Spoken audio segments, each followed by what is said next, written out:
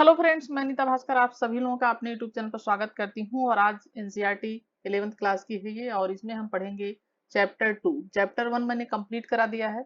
और आप अगर पहले की वीडियो नहीं देखे हैं तो जरूर उसको प्लेलिस्ट में जाएं, पहले की वीडियो देखें, क्योंकि तभी आपके अच्छी तरीके से समझ में आएगा जब आप शुरुआत से ही चीजों को देखेंगे समझेंगे। ठीक है, तो दूसरा चैप्टर है लेखन कला और शहरी जीवन। ठीक है, हमने पिछली वीडियो में मानव सभ्यता का विकास कैसे कैसे हुआ, बहुत सारी चीजें हमने पिछली वीडियो में देखी हैं। तो अब हम इसमें पढ़ेंगे लेखन कला और शहरी जीवन का विकास कैसे हुआ। ठीक है, तो चलिए शुरू करते हैं। और वीडियो पसंद आए तो लाइक शेयर कमेंट करना मत भूलिएगा बिल्कुल। और वीडियो अगर आप वीडियो पे नए हैं तो चैनल को जरूर सब्सक्राइब कर लें और बेल आइकन जरूर प्रेस कर लें, जिससे नई वीडियो की नोटिफिकेशन आपको टाइम टू टाइम मिलती रहे। तो चलिए शुरू करते हैं। शहरी जीवन की शुरुआत मेसोपोटामिया में हुई। ठीक है, इंपॉर्टेंट। कहाँ पे हुई शहरी जीवन की शुरुआत? मेसोपोटामिया में हुई। फरात, ठीक है, और दजला। कौन सी नदियां? दो, फरात और दजला नदियां। इनके बीच स्थित यह प्रदेश आजकल इराक गणराज्य का हिस्सा है। किसका हिस्सा है ये? इराक। ठीक है, इराक का गणराज्य का हिस्सा है ये। दजला और फरात दो नदी है। ठीक है, और इनके बीच है ये मेसोपोटामिया का हिस्सा, जो आजकल ये इराक का गणराज्य का हिस्सा। मेसोपोटामिया की सभ्यता अपनी संपन्नता, शहरी जीवन, विशाल एवं समृद्ध साहित्य, गणित एवं खगोल विद्या के लिए प्रसिद्ध है। ठीक है, किन किन चीजों के लिए प्रसिद्ध है? शहरी जीवन के लिए, विशाल एवं समृद्ध साहित्य के लिए, और गणित के लिए भी, और खगोल विद्या के लिए क्या है ये मेसोपोटामिया का ये जो है प्रसिद्ध है ये। ठीक है, मेसोपोटामिया की लेखन प्रणाली और उसका साहित्य पूर्वी मध्य भूमध्य सागरीय प्रदेशों और उत्तरी सीरिया तथा तुर्की में 2000 ईसा पूर्व के बाद फैला। कब फैला? 2000 ईसा पूर्व के बाद फैला है, जिसके फलस्वरूप उसे समस्त क्षेत्र के राज्यों के बीच आपस में, यहाँ तक कि मिस्र के फराओं और के बीच मेसोपोटामिया की भाषा और लिपि लिखा पढ़ी जाने लगी। ठीक है, यहाँ हम शहरी जीवन और लेखन के बीच संबंधों को खोज करने का क्या करेंगे? प्रयत्न करेंगे। और फिर यह जानना चाहेंगे कि लेखन की सतत परंपरा यानी लगातार परंपरा से क्या क्या उसके प्रतिफल प्राप्त हुए हैं और क्या इसके फल मिले हैं।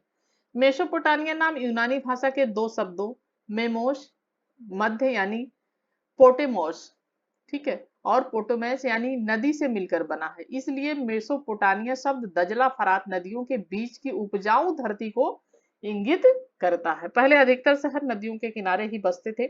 सिंधु घाटी की सभ्यता भी आपने देखा है कि सिंधु नदी के किनारे ही है इस सभ्यता का विकास हुआ, क्योंकि देखिए नदियों से बहुत सारी आवश्यकताएं पूरी होती थी। पानी की आवश्यकता और बहुत सारी आवश्यकताओं की इससे पूर्ति होती थी, इसलिए जो पुरानी सभ्यताएं होती थी वो नदियों के बीच, नदियों के किनारे ही बसती थी। ठीक है, देखिए, और अभिलिखित इतिहास के प्रारंभिक काल में इस प्रदेश को मुख्यतः इसके शहरीकृत दक्षिणी भाग को, ठीक है, नीचे हम विवरण देखेंगे, सुमेर और अक्कद कहा जाता था। क्या कहा जाता था? इस प्रदेश को मुख्यतः इसके शहरीकृत जो दक्षिणी भाग था इसका, ठीक है, साउथ एरिया जो था, उसको क्या कहते थे? उसको अक्कद और ये सुमेर कहा जाता था। 2000 ईस्वी पूर्व के बाद बेबीलोन एक महत्वपूर्ण शहर बन गया। बेबीलोन एक महत्वपूर्ण शहर बन गया, तब दक्षिणी क्षेत्र को बेबीलोनिया कहा जाने लगा। ठीक है, दक्षिणी जो क्षेत्र था उसको क्या कहा जाने लगा? साउथ एरिया को बेबीलोनिया कहा जाने लगा। लगभग 1100 ईस्वी पूर्व से जब असीरियाइयों ने उत्तर में अपना राज्य स्थापित कर लिया, तब उस क्षेत्र को असीरिया कहा जाने लगा। और उस प्रदेश की प्रथम ज्ञात भाषा सुमेरियन यानी सुमेरी थी। ठीक है, सुमेरियन भाषा। धीरे धीरे 2400 ईस्वी पूर्व के आसपास अक्कदी भाषी लोग यहाँ आ गए, और तब अक्कदी ने सुमेरी भाषा का स्थान ले लिया। ठीक है, अक्कदी, फिर उसमें बाद में भाषा का परिवर्तन हुआ और सुमेरी भाषा ने स्थान उसका ले लिया। अक्कदी भाषा सिकंदर के समय 326 323 ईस्वी पूर्व सिकंदर का शासनकाल रहा है, सिकंदर के आक्रमण हुए हैं, और तक क्या हुआ था? कुछ क्षेत्रीय परिवर्तनों के साथ फलती फूलती रही। 1400 ईस्वी पूर्व से धीरे धीरे अरामाइक भाषा का भी प्रवेश शुरू हुआ। यह भाषा हिब्रू से मिलती जुलती थी। किससे मिलती जुलती थी? हिब्रू से। और 1000 ईस्वी पूर्व के बाद व्यापक रूप से बोली जाने वाली थी, और वह आज भी इराक के कुछ भागों में इसकी ये बोली बोली जाती है, ये भाषा। ठीक है, आगे चलते हैं। मेसोपोटामिया में पुरातात्विक खोजों की शुरुआत 1840 के दशक में शुरू हुई। वहां एक या दो स्थलों पर, जैसे उरुक और मारी में, जिन पर आगे हम चर्चा करेंगे, ठीक है, उत्खनन कार्य कई दशकों तक चलता रहा। भारत में किसी भी स्थल पर इतने लंबे समय तक खुदाई की परियोजना नहीं चली है, ये बात ध्यान रखें। इन खुदाइयों के फलस्वरूप आज हम इतिहास के स्रोतों के रूप में सैकड़ों की संख्या में इमारतों, मूर्तियों, आभूषणों, कब्रों, औजारों और मुद्राओं की ही नहीं बल्कि हजारों की संख्या में लिखित दस्तावेजों का भी अध्ययन हम इससे क्या कर सकते हैं। और उस समय के इतिहास के बारे में हमें काफी चीजें पूरा उत्खनन के द्वारा ही पता लगी हैं। सिंधु घाटी सभ्यता का विकास भी मेसोपोटामिया से, उसके संबंध, ये सब चीजें हमें खुदाई के दौरान ही प्राप्त हुई हैं पुरातत्व विभाग द्वारा। यूरोपवासियों के लिए मेसोपोटामिया इसलिए महत्वपूर्ण था क्योंकि बाइबल के प्रथम भाग ओल्ड टेस्टामेंट में इसका उल्लेख कई संदर्भ में किया गया है। उदाहरण के लिए ओल्ड टेस्टामेंट की बुक ऑफ जेनेसिस, ठीक है, बुक ऑफ जेनेसिस में शिमार का उल्लेख है, जिसका तात्पर्य क्या है, सीमार, इसका तात्पर्य है कि अर्थात सुमेर ईंटों से बने शहरों की भूमि। ठीक है, सीमार का क्या तात्पर्य है, इसका तात्पर्य है शिमार। ये शब्द बहुत महत्वपूर्ण है, एग्जाम में जरूर इस तरीके के शब्द पूछे जाते हैं। और सुमेर शब्दों से बने शहरों की भूमि है। यूरोप के यात्री विद्वजन मेसोपोटामिया को एक तरह से अपने पूर्वजों की भूमि मानते थे। तो क्या मानते थे, मेसोपोटामिया को अपने पूर्वजों की भूमि मानते थे। और जब इस क्षेत्र में पुरातात्विक खोज की शुरुआत हुई तो ओल्ड टेस्टामेंट के अक्षर से सत्य को सिद्ध करने का प्रयत्न किया गया। 19वीं सदी के मध्य से मेसोपोटामिया के अतीत को खोजे जाने के उत्साह में कभी कोई कमी नहीं आई। सन 1873 में एक ब्रिटिश समाचार पत्र ने ब्रिटिश म्यूजियम द्वारा, पहले तो ध्यान रखें कि कब शुरुआत हुई है, खुद पुरातत्व खोजों द्वारा शुरुआत हुई 1840 में। ठीक है, अब फिर देखिए 1873 में बात कर रहे हैं हम। तो 1873 में ब्रिटिश समाचार पत्र ने ब्रिटिश म्यूजियम द्वारा प्रारंभ किए गए खोज अभियान का खर्चा उठाया, ठीक है, जिसके अंतर्गत मेसोपोटामिया में एक ऐसी पट्टिका, ठीक है, की खोज की जानी थी, ठीक है, जिस पर बाइबल में उत्खनित जल प्लावन, ठीक है, फ्लूड की कहानी का अंकन था। 1960 के दशक तक यह समझा जाता था, जल प्लावन मतलब कि जैसे बाढ़ वगैरह इस तरीके की चीजें होती है। ओल्ड टेस्टामेंट की कहानियां अक्षरशः सही नहीं है, लेकिन इतिहास में हुए महत्वपूर्ण परिवर्तनों के अतीत को अपने ढंग से अभिव्यक्त करती हैं। धीरे धीरे पुरातात्विक तकनीकें अधिक उन्नत और परिष्कृत होती गई, और इसके अलावा भिन्न भिन्न पहलुओं पर ध्यान दिया जाने लगा, और यहाँ तक कि आम लोगों के जीवन की भी परिकल्पना की जाने लगी। यानी आम लोगों का जीवन कैसा था, किस तरीके का रहन सहन, इन सब चीजों के बारे में भी कल्पना की जाने लगी। बाइबल की कहानियों की अक्षरशः सच्चाई को प्रमाणित करने का कार्य गौण हो गया। आगे के अनुभागों में हम जिन बातों पर चर्चा करेंगे उनमें से अधिकांश ही पूर्ववर्ती अध्ययनों पर आधारित है। बाइबल के अनुसार यह जलप्लावन पृथ्वी पर संपूर्ण जीवन को नष्ट करने वाला था, किंतु परमेश्वर ने जलप्लावन के बाद भी जीवन को पृथ्वी पर सुरक्षित रखने के लिए नोआ नाम के एक मनुष्य को चुना। किस नाम के मनुष्य को चुना, नोआ, ठीक है, नोआ नाम के मनुष्य को चुना। नोआ ने एक बहुत विशाल नाव बनाई और उसमें सभी जीव जंतुओं का एक एक जोड़ा रख लिया, और जब जल प्लावन हुआ तो बाकी सब कुछ नष्ट हो गया, पर नाव में रखे सभी सामान सुरक्षित बच गए। ऐसे ही एक कहानी मेसोपोटामिया के परंपरागत साहित्य में भी मिलती है, और इस कहानी के मुख्य पात्र को जीव शूद्र या उतना पिस्टिम, ठीक है, कहा जाता था। ठीक है, क्या नाम था, जीव शूद्र या उतना पिस्टम कहा जाता था। और अरब सागर, देखिए कैस्पियन सागर है, ये काला सागर है, भूमध्य सागर, सीरिया, लेबनान, फरात नदी है, ये देखिए यहाँ पे ऐसे दिखा, फरात नदी, दजला नदी, और ये मारी, बेबीलोन, उरूक, तो ये सब वहाँ का नक्शा सा दे रखा है। भारत की खाड़ी, पर्वत श्रेणियां हैं, अरबी पाकिस्तान, लाल सागर, नीला सागर, नील नदी है ये, जहाँ पे मिस्र है, और अरब सागर, ठीक है, और मिस्र विश्व की सबसे लंबी नदी मानी जाती है, सबसे लंबी नदी है। क्रियाकलाप है। जल प्लावन के बारे में अनेक समाजों में अपनी अपनी पुराण प्रथाएं प्रचलित है, यानी कहानियां अपनी अपनी जो है प्रचलित हैं, और ये कुछ ऐसे तरीके हैं इतिहास में हुए महत्वपूर्ण परिवर्तनों की यादों को अभी रखते हुए अभिव्यक्त करते हैं। इनके बारे में कुछ और जानकारी का पता लगाएं और यहाँ बताएं कि जल प्लावन से पहले और उसके बाद का जनजीवन कैसा रहा होगा। मेसोपोटामिया और उसका भूगोल। इस इराक भौगोलिक विविधता का देश है और इसके पूर्वोत्तर भाग में हरे भरे ऊंचे नीचे मैदान है, जो धीरे धीरे वृक्षादित पर्वत श्रृंखला के रूप में फैलते गए हैं, यानी वृक्षों से भरे हुए पर्वत, पेड़ों से भरे हुए पर्वत श्रृंखला के रूप में ये फैलते चले गए हैं उनपे। साथ ही यहाँ स्वच्छ झरने तथा जंगली फूल भी हैं। यहाँ अच्छी फसल के लिए पर्याप्त वर्षा हो जाती है और यहाँ 7000 से 6000 ईसा पूर्व के बीच खेती शुरू की गई थी। कब खेती शुरू की गई थी?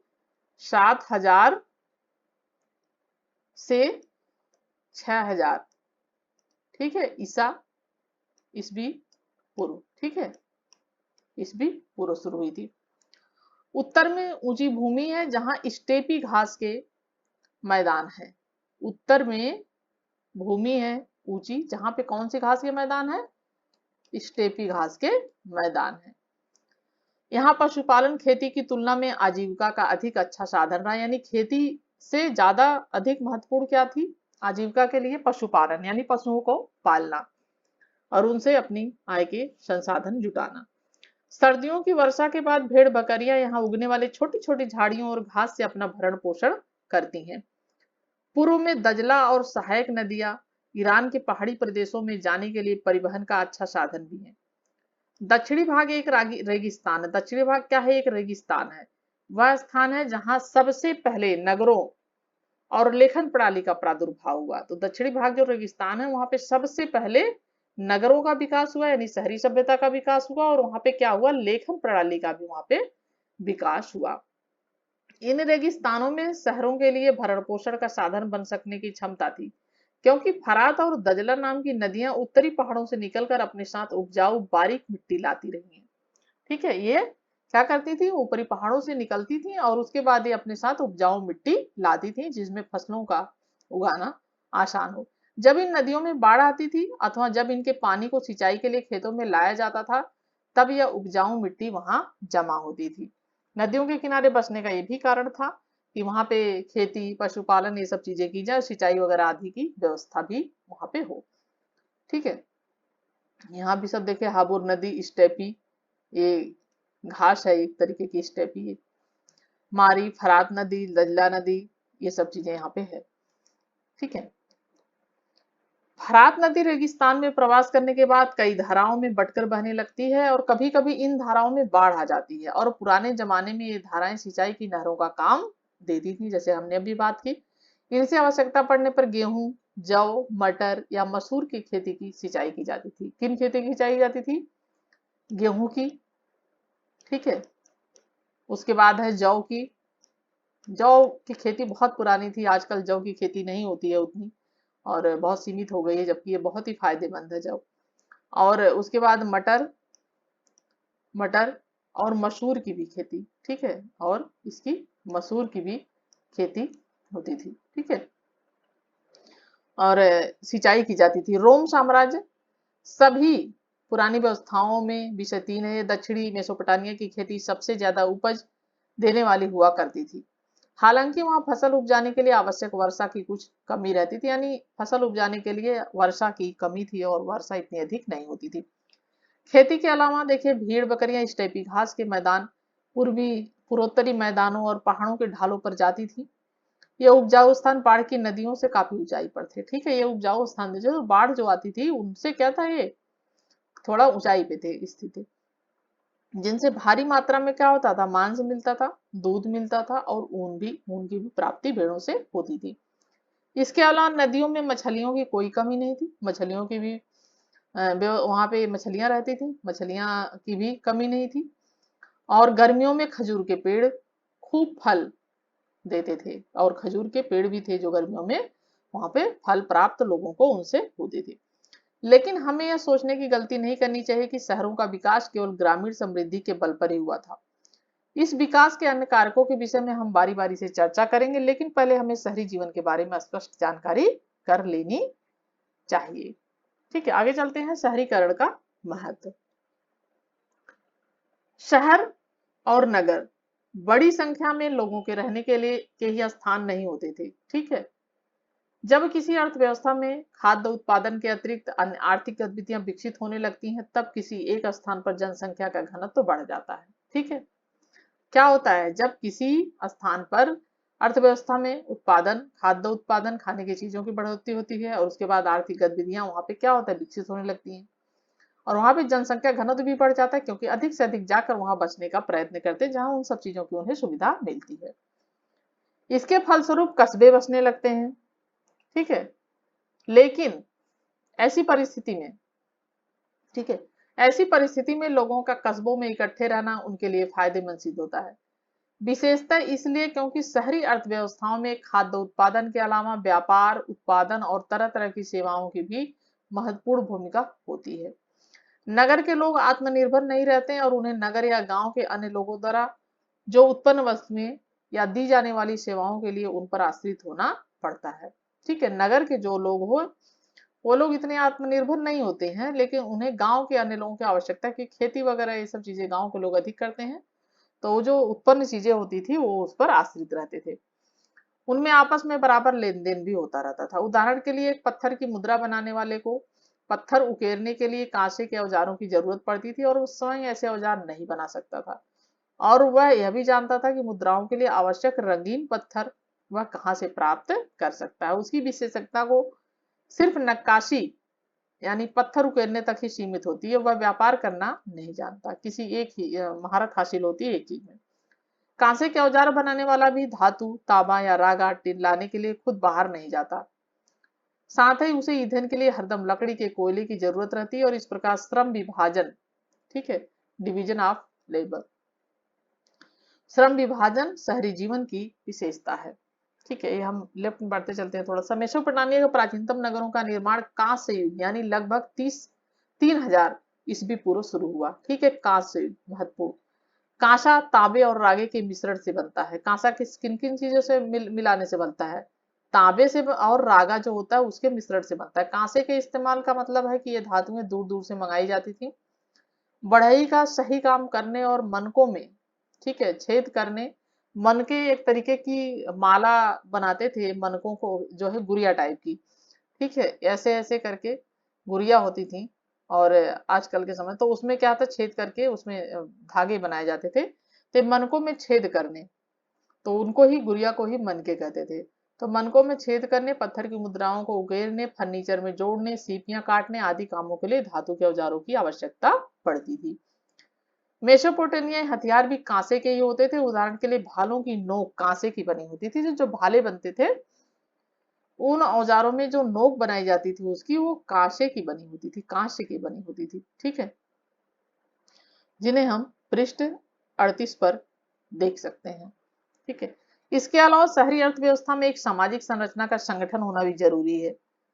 शहरी विनिर्माताओं के लिए ईंधन, धातु, विभिन्न प्रकार के लकड़ी, पत्थर, लकड़ी आदि जरूरी चीजें भिन्न भिन्न जगहों से आती हैं, यानी अलग अलग जगहों से वो आती हैं, जिनके लिए संगठित व्यापार और भंडारण की ही आवश्यकता होती है। यानी संगठित व्यापार और सुरक्षित रखने के लिए, भंडारित करने के लिए, इकट्ठा करने के लिए उनकी आवश्यकता। शहरों और में अनाज और अन्य खाद्य पदार्थों जैसे गांव से आते हैं इस तरीके की चीजें, उनके संग्रह तथा वितरण के लिए व्यवस्था करनी होती है। उनको संग्रहित करने के लिए, इकट्ठा करने के लिए और उनको बांटने के लिए यानी वितरण करने के लिए व्यवस्था करनी होती है। इसके अलावा और भी अनेक प्रकार के क्रियाकलापों में तालमेल बैठाना पड़ता है। मुद्रा काटने वालों को केवल पत्थर ही नहीं, उन्हें तराशने के लिए औजार और बर्तन भी चाहिए होता है।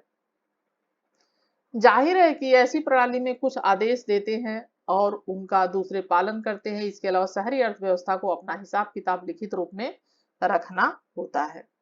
ठीक है, वारका शीर्ष 3000 ईस्वी पूर्व उरुक नगर में स्त्री का यह सिर एक सफेद संगमरमर को तराश कर बनाया गया था। ये देख सकते हैं आप इस तरीके से। इसकी आंखों और भौं में क्रमशः नीले लाजवर्द, ठीक है, तथा सफेद सीपी और काले डामर की जड़ाई की गई होगी। सिर के ऊपर एक खांचा बना हुआ है जो शायद गहना पहनने के लिए बनाया गया था। यह मूर्ति कला का एक विश्व प्रसिद्ध नमूना है, ये आप देख सकते हैं। और इसके मुख, थोड़ी और गालों की सुकोमल सुंदर बनावट के लिए इसकी प्रशंसा की जाती है। एक ऐसे कठोर पत्थर से तराशा गया है जिसे काफी अधिक दूरी से लाना पड़ा होगा। जो पत्थर होगा, पत्थर लाने से लेकर इस मूर्ति के निर्माण में और किन विशेषों का योगदान रहा उनकी सूची बनाइए। ठीक है। वारका शीर्ष, शहरों में माल की आवाजाही। मेसोपोटामिया के खाद्य संसाधन चाहे कितने भी समृद्ध रहे हों, उसके यहाँ खनिज संसाधनों का अभाव था। दक्षिण के अधिकांश भागों में औजार, मोहरें और आभूषण यानी मुद्राएं और आभूषण यानी गहने बनाने के लिए पत्थरों की कमी थी, क्योंकि पत्थरों से ही ये चीजें बनती थी। इराकी खजूर और पोपलार के पेड़ों की लकड़ी, खजूर के पेड़ों की लकड़ी और पोपलार पेड़ों की लकड़ी, गाड़ियों के पहिए, नाव बनाने के लिए कोई खास अच्छी नहीं थी इनकी लकड़ी। और औजार मात्र पात्र या गहने बनाने के लिए कोई धातु वहां उपलब्ध नहीं थी। ठीक है, कोई भी धातु वहां पे उपलब्ध नहीं थी। इसलिए हमारे विचार से प्राचीन काल में मेसोपोटामियाई लोग संभवतः लकड़ी, तांबा, रागा, चांदी, सोना, सीपी और विभिन्न प्रकार के पत्थरों की तुर्की और ईरान अथवा खाड़ी पार देशों से क्या करते थे, मंगाते होंगे, जिसके लिए वह अपना कपड़ा, कृषि, अन्य उत्पाद काफी मात्रा में उन्हें दिया। क्योंकि मुद्रा की व्यवस्था नहीं थी तो सामान के बदले सामान, यानी कुछ हम जो हमारे यहाँ जिन चीजों की पर्याप्त मात्रा है वो हम आपको देंगे और आपके पास जो पर्याप्त मात्रा वो हमें, सामान के बदले सामान। इस तरीके से पहले शुरुआत में व्यापार चलता था। इन देशों के पास खनिज संसाधनों की कोई कमी नहीं थी, मगर वहां खेती करने की बहुत कम गुंजाइश थी। इन वस्तुओं का नियमित रूप से आदान प्रदान तभी संभव होता है जब इसके लिए कोई सामाजिक संगठन हो जो विदेशी अभियानों और विनियमों को निर्देशित करने में सक्षम हो। दक्षिणी मेसोपोटामिया के लोगों ने ऐसे संगठन स्थापित करने की शुरुआत की। शिल्प, व्यापार और सेवाओं के अलावा कुशल परिवहन व्यवस्था भी शहरी विकास के लिए अत्यंत महत्वपूर्ण था। भारवाही पशुओं की पीठ पर रखकर बैलगाड़ियों में डालकर शहरों में अनाज, कोयला ले जाना बहुत कठिन होता है, क्योंकि उसमें बहुत ज्यादा समय लगता है और पशुओं के चारे आदि पर भी काफी खर्च आता है। शहरी अर्थव्यवस्था इसका बोझ उठाने के लिए क्या होता था, सक्षम नहीं होती थी, बहुत अधिक खर्च आता था। इसलिए परिवहन का सबसे तरीका सर्वत्र जल मार्ग ही होता था, यानी जल मार्ग से वो आसान समझते थे अपना व्यापार करना। अनाज के बोरों से लदी हुई नावें या बजरे नदी की धारा अथवा हवा के वेग से चलते हैं, जिसमें कोई खर्चा भी नहीं लगता था। और जबकि जानवरों से माल की ढुलाई की जाए तो उन्हें चारा खिलाना पड़ता था। पुराने मेसोपोटामिया की नहरें और प्राकृतिक जलधाराएं छोटी छोटी बस्तियों के बीच माल के परिवहन का अच्छा मार्ग थी। और आगे इसी अध्याय में मारी नगर का जो विवरण दिया गया है उसे पढ़ने में स्पष्ट हो जाए कि फरात नदी उन दिनों व्यापार के लिए विश्व मार्ग के रूप में कितनी, फरात नदी इससे व्यापार होता था सामान ढुलाई के लिए, और विश्व मार्ग के लिए कितनी अधिक महत्वपूर्ण थी। ठीक है।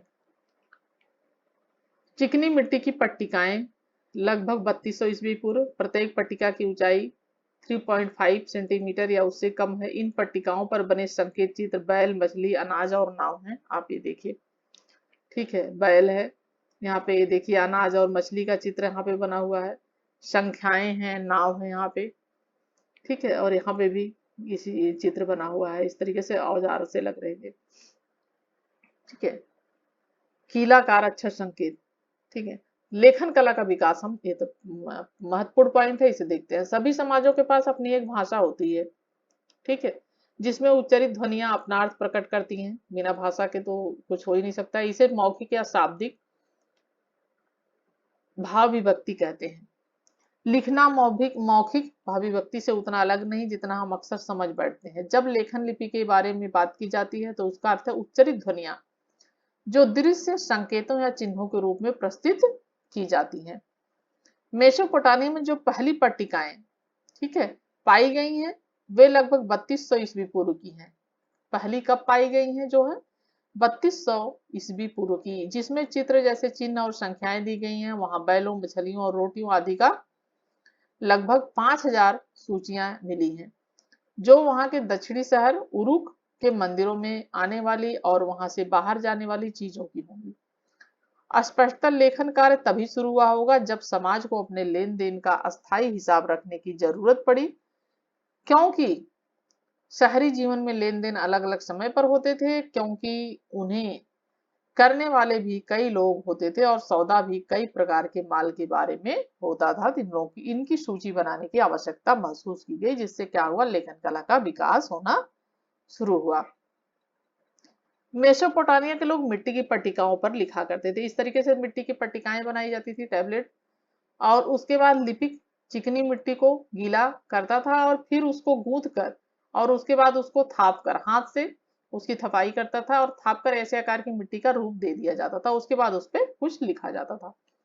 एक चिकनी मिट्टी की पट्टिका जो दोनों वर्ग कीला अक्षरों में लिखी हुई है, और यह एक गणितीय अभ्यास है। पट्टिका के अग्रभाग में यानी आगे के भाग जो है, सबसे ऊपर एक त्रिभुज, ये आप देख सकते हैं त्रिभुज, और उसके आर पार कुछ रेखाएं अंकित। आप देखेंगे कि अक्षर मिट्टी में दबाकर अंकित की गए हैं। ये आप देख सकते हैं, इस तरीके से अक्षर बने हुए हैं यहाँ पे।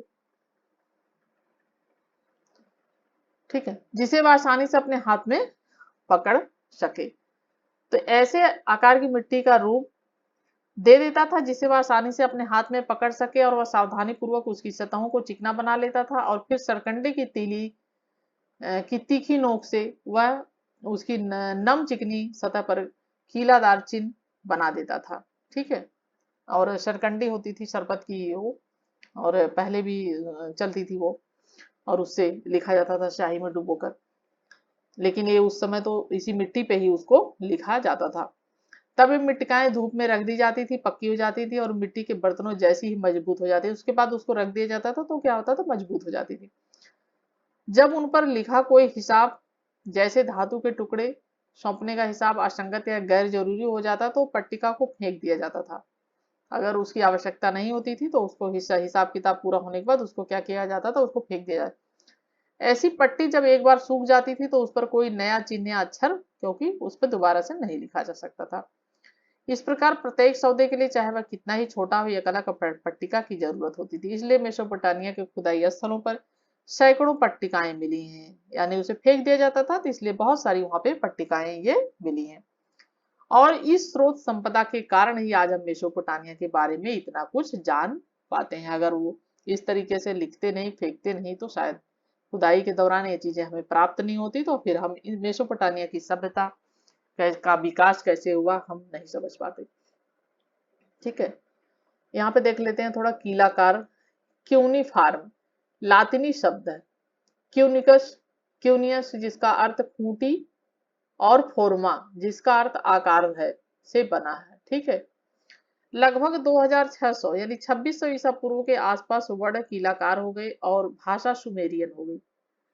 अब लेखन का इस्तेमाल हिसाब किताब रखने के लिए ही नहीं, बल्कि शब्दकोश बनाने, भूमि के हस्तांतरण और कानूनी मान्यता को प्रदान करने, राजाओं के कार्यों का वर्णन करे और कानून में उन परिवर्तनों को उद्घोषित करने के लिए भी किया जाने लगा। धीरे धीरे क्या हुआ, सिर्फ उसी सब चीजों के लिए, हिसाब किताब के लिए ही शुरुआत हुई थी इसकी, लेकिन उसके बाद इन सब चीजों के लिए आवश्यकता उसकी पड़ी और इन सब चीजों के लिए भी उसका इस्तेमाल किया जाने लगा, जो देश की आम जनता के लिए बनाए जाते थे। मेसोपोटामिया की सबसे पुरानी ज्ञात सुमेरियन का स्थान 2400 ईसा पूर्व के बाद धीरे धीरे अक्कदी भाषा ने ले लिया। जो सुमेरियन भाषा थी उसका 2400 ईसा पूर्व के बाद किस भाषा ने ले लिया, अक्कदी भाषा ने ले लिया। अक्कदी भाषा में कीलाकार लेखन का रिवाज ईसवी सन की पहली शताब्दी तक, अर्थात 2000 से अधिक वर्षों तक ये चलती रही। ठीक है, और लेखन प्रणाली, आशा करती हूँ कि आपको वीडियो आज की पसंद आई होगी, और नेक्स्ट वीडियो में हम पढ़ेंगे लेखन प्रणाली। ठीक है, यहाँ से शुरू करेंगे, और वीडियो पसंद आए तो लाइक कमेंट जरूर करें, वीडियो को शेयर करें, और नए हैं तो सब्सक्राइब करना ना भूलें। Thank you for watching video.